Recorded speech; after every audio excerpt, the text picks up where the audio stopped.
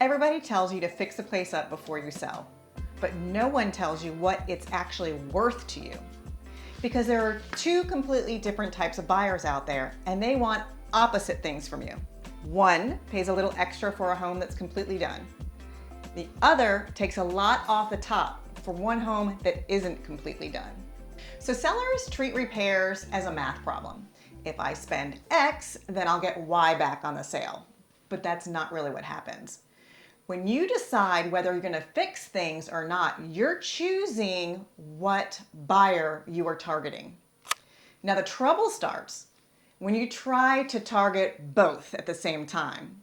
You see, you do half the work, maybe you fix up something in the kitchen, but you don't finish the bathroom, but you price it like it's finished. And then that move-in ready crowd walks away because it isn't done. And then the other pool of buyers, the bargain hunters, they walk away too because it isn't cheap enough. And then the house sits.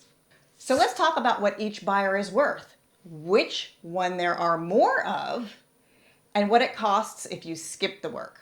Okay, key point number one, the two buyers we talked about, two prices. This isn't a theory. Zillow actually analyzed more than 2 million households listed in 2025 against more than 600 phrases that agents used in listing descriptions. Then they actually compared what each home actually sold for against what it should have sold for. Follow along. Homes described as turnkey sold for 2.9% more than expected. Remodeled homes, that's the phrase, came in 2.2% above homes that didn't mention any updates in their description. So doing the work actually pays. You get more people in the door. It pays modestly, but it pays. Now, here's the number that should stop you. Fixer-uppers, those bargain hunters, they actually sold for 14% less than expected. So if you read those together, because the gap is the whole story. Finishing the job, you get low single-digit gain, but not finishing it costs you double digits. Your downside is roughly 6 times your upside. That's a lopsided bet. And the survey says, a survey of more than 2,000 homeowners found 62% bought a move-in ready home. So that's your larger pool. Those are the move-in ready buyers. Now only 28% bought a fixer-upper. And that small pool of fixer-uppers, it's wearing thin.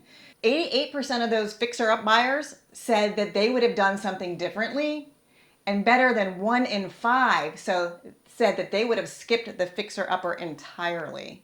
So Zillow's senior economist named the reason. When affordability is tight, the last thing buyers want is another expensive project waiting for them. Just think about it. They just spent all this money on a down payment, on moving expenses, on probably buying new furniture, and the last thing they want to do is to have to write a check in the next month to fix something up. They would rather have financed it in their 30-year mortgage and buy a home that's already done.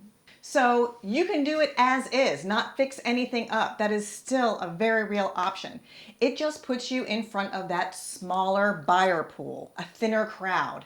And as we said before, they pay less than what generally is asked for the market. Now here's another key point. The repair you skip when you're preparing to sell doesn't disappear. You just kind of kick it on down the road. You're kicking the can down the road.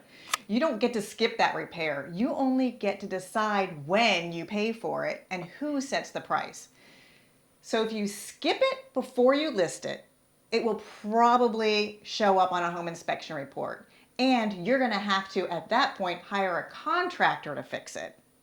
So if you skip that repair that you could have completed before the house went on the market, you could be saving yourself a lot of money. But if you wait and you kick that can down the road, you're gonna end up negotiating it. And sometimes you're gonna be negotiating against yourself and it's gonna cost you more money. So before you spend $1, answer the question first.